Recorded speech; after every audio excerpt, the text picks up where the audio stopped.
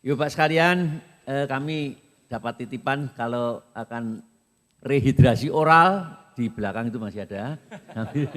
Rehidrasi oral, kemudian nanti masuk kembali ke sini lagi. Kita lanjutkan untuk pembicara berikutnya, kedua ini. Kami panggil Dr. Gregorius Yoga Panji Asmara. Ya. Wah, namanya aja. Kalau sebelah saya ini pembicara yang tadi kayak koas.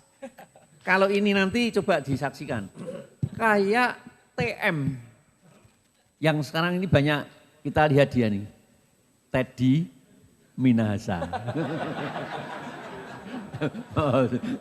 Ya, apakah posturnya atau tapi yang jelas ini berbobot nanti ya. Melihat beratnya itu 92 berarti berbobot nih. Ya, ya beliau ini nanti kita ikuti sama waktunya 30 menit ya. Dengan pemberitahuan 25 menit ya. Beliau adalah alumnus ya UNS Solo ya. Jadi gelarnya yang lengkap itu namanya Dr. Gregorius Yoga Panji Asmara SH MH CLA CCD CMC. Waduh. Harus nafas dulu saya menyebut namanya saja ya. Nah, beliau itu sebagai yang utamanya adalah bumkesnya sebagai dosen di Fakultas Hukum maupun Fakultas Kedokteran Universitas Katolik Sugio Pranoto Semarang. Tapi juga sebagai beberapa kegiatannya banyak sekali ya. Jadi selain sebagai advokat dia juga di organisasi itu Perda Huki, kemudian di ID sebagai BHP 2A di Jawa Tengah. Namun juga di Jakarta ikut dokter. Iya, tadi saya sampaikan ini. Iya, ikut di sana sehingga tadi sudah sedikit-sedikit disampaikan oleh Dr. Benny tadi Ortala BHP 2A. Kita memang tidak seperti MKIK sudah Ortalanya sudah dibukukan dengan dan selalu diupdate dengan baik. Lah ini sekarang sedang disusun. Ya, tadi sudah sedikit disampaikan. Lah nanti icip-icip sedikit ya, Pak Gego ya untuk menyampaikannya. Ya kami persilahkan, moga Dr. Gego. Ya baik, terima kasih Dr. Gatot. Saya izin turun aja. Ya assalamualaikum warahmatullahi wabarakatuh. Ya selamat sore, salam sejahtera untuk kita semua. Om Swastiastu, Namo Buddhaya, salam kebajikan. Ya seluruh senior sejawat guru besar yang hadir sore hari ini, semuanya tuh sudah dibahas sama Dr. Benny sebenarnya. Cuman ya saya harus menggugurkan kewajiban 5 menit gitu kan. Karena kalau langsung disampaikan oleh ketua saya kan lebih marem gitu. Nah ya terkait dengan Ortala yang ada, tadi sudah disampaikan oleh Dr. Benny semuanya saya pikir ya. Nah kalau di BHP 2 APBID beliau sebagai ketua, kemudian wakil ketua dan seterusnya Ibu Bapak sejawat bisa melihat.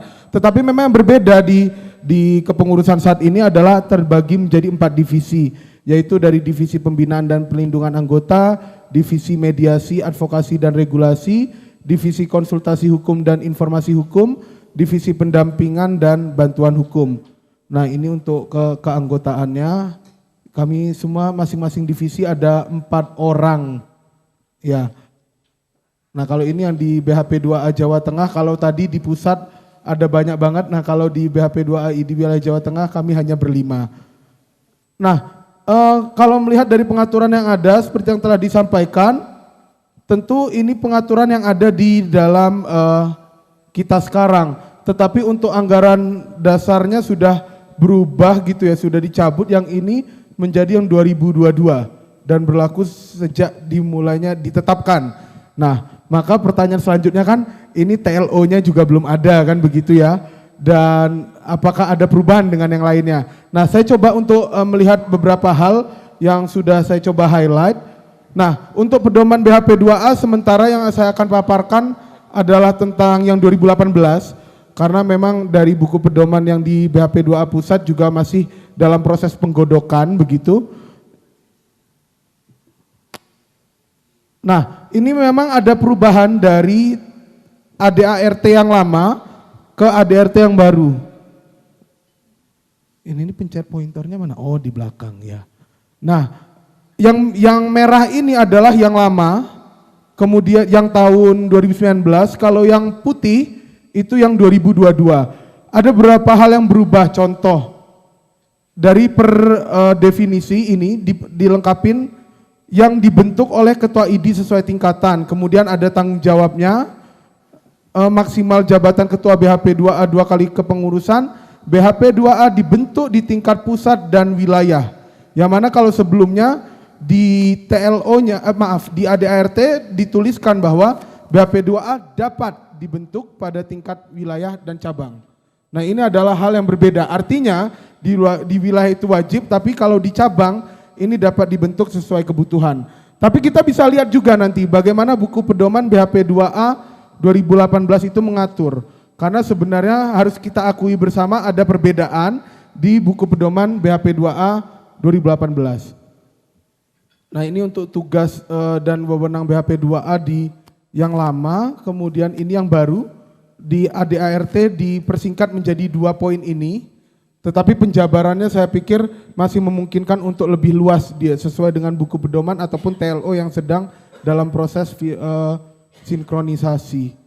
Ini personalia saya pikir sudah lewat. Nah, maka kalau kita lihat dari ADART yang sekarang berlaku, saya pikir karena semua tentu yang utama sesama kita BHP 2A begitu ya.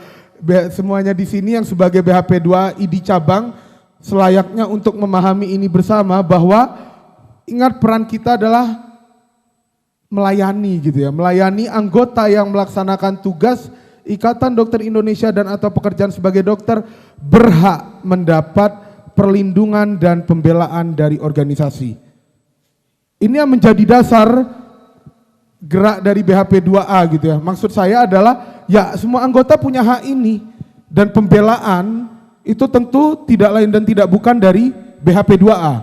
Tidak mungkin meminta yang lain lagi di dalam organisasi kita.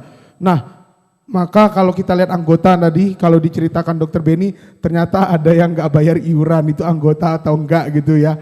Nah dan lain sebagainya. Tetapi fokus kita adalah semua anggota yang melaksanakan tugas Ikatan Dokter Indonesia. Nah ini luas saya pikir ya, tugas yang diberikan Ikatan Dokter Indonesia saya pikir macam-macam.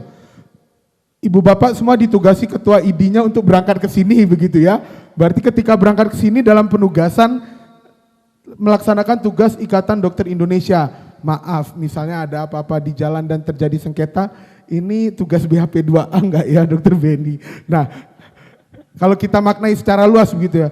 Tapi kalau secara normatif tentu nampaknya juga ya kita tidak dalam hal memperdebatkan itu. Yang jelas semua anggota berhak mendapat perlindungan dan pembelaan dari organisasi. Selanjutnya juga ditulis, anggota sebelum diberikan sanksi dalam proses kemahkamahan MKEK atau sidang Dewan Pertimbangan wajib didampingi BHP 2A.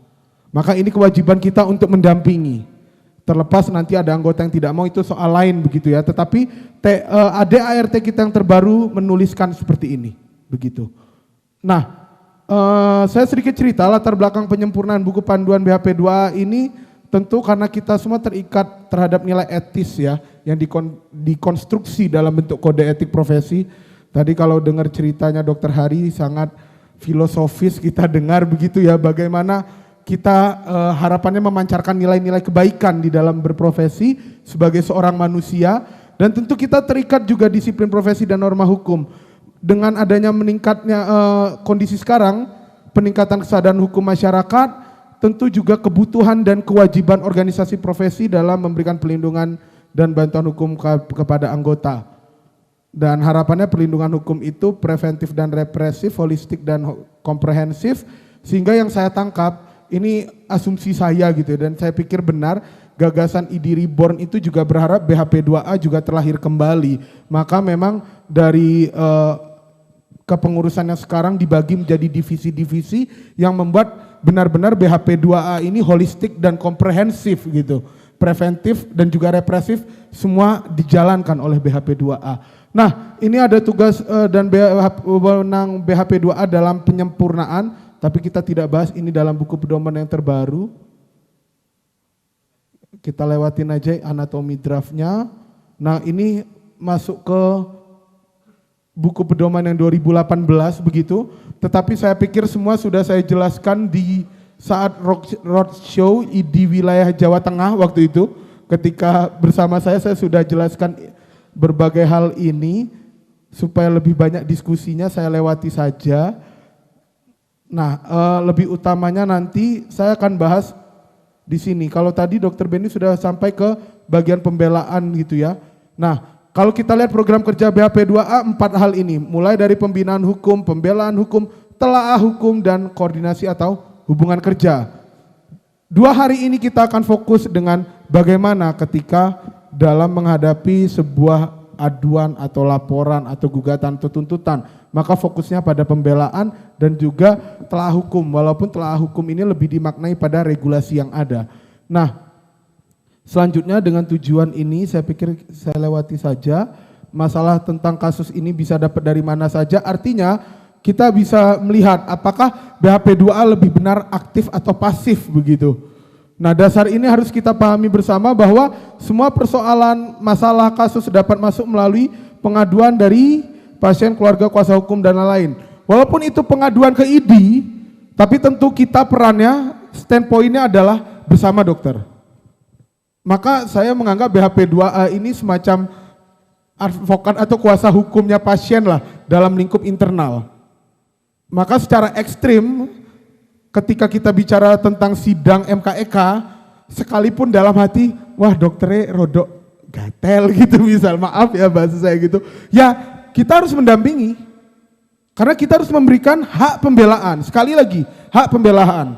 Kalau saya menganalogikan dengan hukum misalnya ya, ada orang copet gitu, lagi ibu-ibu jalan, jangan ibu-ibu lah, terlalu gender nanti. Saya lagi jalan, dompetnya gede gitu, sekalipun ada yang ngambil kerasa dan ketangkap tangan, tertangkap mata bahwa orang itu mengambil, kita nggak boleh bilang orang itu melakukan tindak pidana, kan begitu. Karena tidak ada putusan yang menyatakan bahwa secara sah dan meyakinkan orang tersebut melakukan tindak pidana pencurian, misal begitu. Saya pikir dalam hal etik juga begitu, kalau kita bicara sidang begitu. Justifikasi putusan melanggar atau tidak itu yang punya siapa? Majelis pemeriksanya.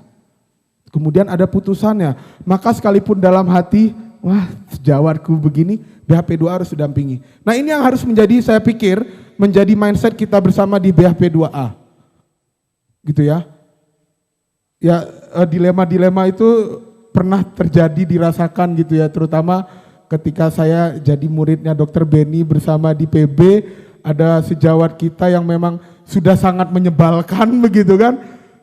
Dia nyebelin gitu kan, datang ke kita minta bantuan, sudah kita bantu tiba-tiba menghilang, sudah pakai kuasa hukum dengan sekian panjang perjalanan, akhirnya kembali lagi minta perlindungan ke kita. Dalam hati kan dongkol juga gitu kan, tapi mau gimana pun ya itu anggota kita.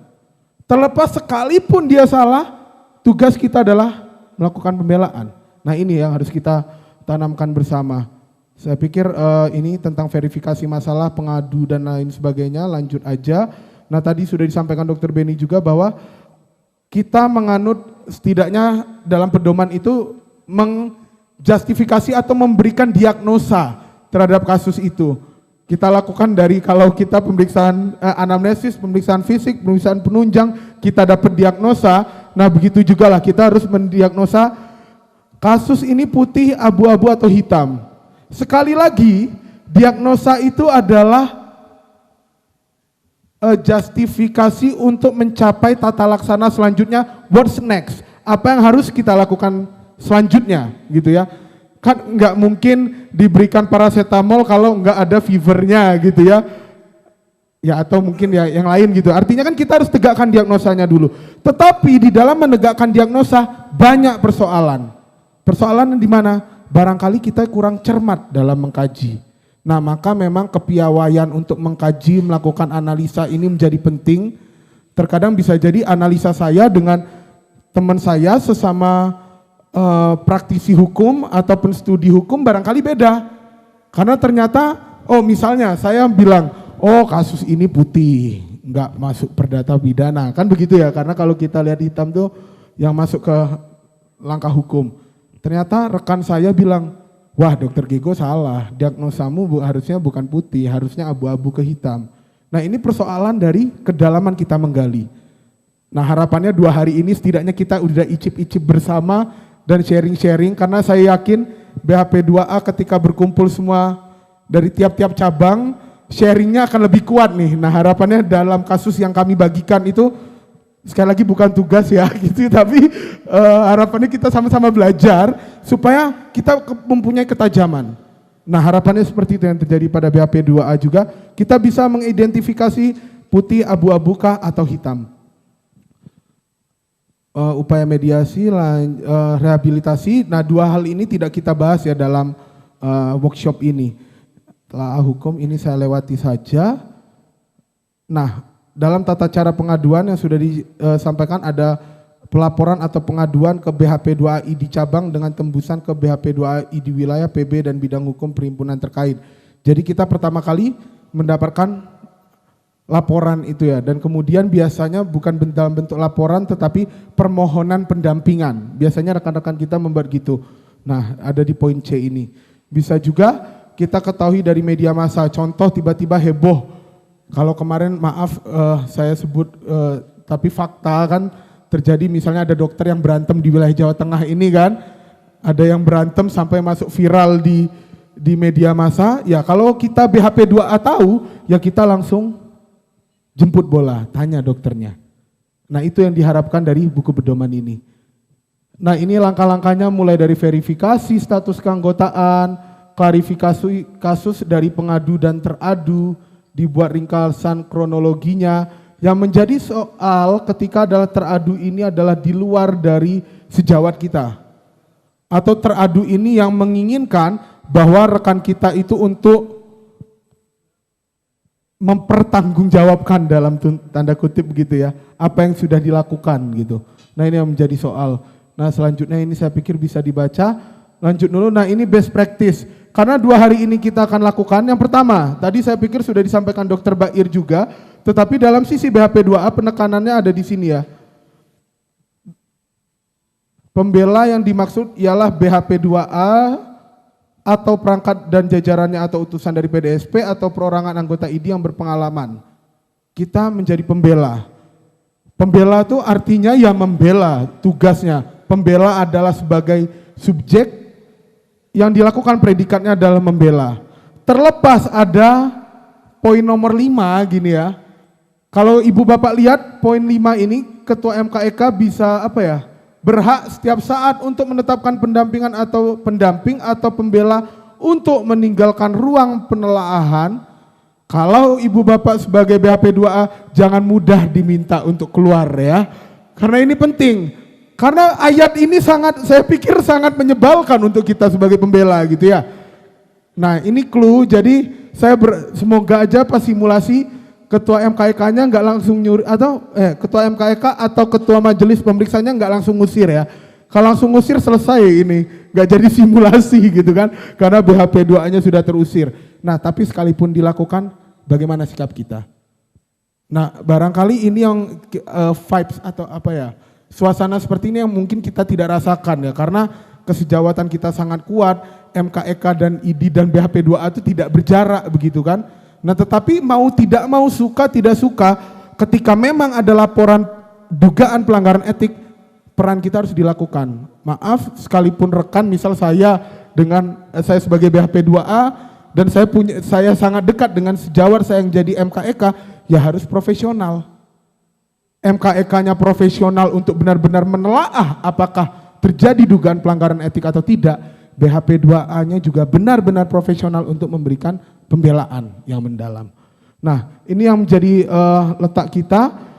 Terlepas menurut hemat saya, Ortala ini memang tidak menjelaskan secara rinci detail sidangnya. Nah, ini yang akan kita coba dengan rambu-rambu yang ada ini, kita bisa melakukan apa saja, gitu ya. Kayak tadi, ketua MKEK atau majelis boleh nyuruh MKEK BHP 2A keluar. Lah kalau kita di posisi itu gimana? Apakah langsung baik majelis saya keluar, atau akan mengupayakan tetap bertahan di dalam? Bahkan ekstrimnya kita gebrak mejanya, nggak bisa gitu misal. Nah ini hal-hal yang harus kita coba dan analisis dipraktekkan bersama. Nah kalau dari bagan ini memang upaya-upaya BHP 2A ya, sekali lagi ya, mindsetnya kita mindset pembela ya. Sebagai mindset pembela, ya otomatis harapannya melalui verifikatif itu, verifikasi administrasi, kasusnya itu tidak sah gitu ya. Karena kita membela kan harapannya nggak sah. Termasuk dalam penelaahan harapannya kita bisa menelaah lebih dulu sebelum sidang terkait keabsahannya, klarifikasi awal, barang bukti dan selanjutnya. Nah, di dalam sidang kemahkamahan peran kita sebagai pembela di sini harapannya benar-benar mendalami kasus tersebut dan dikaitkan dengan soal etis atau tidaknya pelanggaran kode etik. Nah, saya pikir itu dan catatan kritis yang semoga tidak bosan Ibu Bapak mendengar saya. Yang pertama, keseluruhan pedoman yang ada hanyalah secari kertas tak bernyawa dan butuh peran kita untuk menghidupkannya. Teman sejawat membutuhkan kehadiran kita, khususnya BHP 2A secara nyata, dan BHP 2A merupakan badan kelengkapan yang berperan strategis, eksistensinya bersifat urgent. Selanjutnya ID Reborn dalam konteks BHP 2A, eksistensinya harapannya bisa dirasakan semua anggota. Semoga 2 hari ini kita mencoba berproses bersama untuk mendalami peran kita sebagai BHP 2A. Demikian, terima kasih. Iya. Tepuk tangan untuk Dokter Gego ya.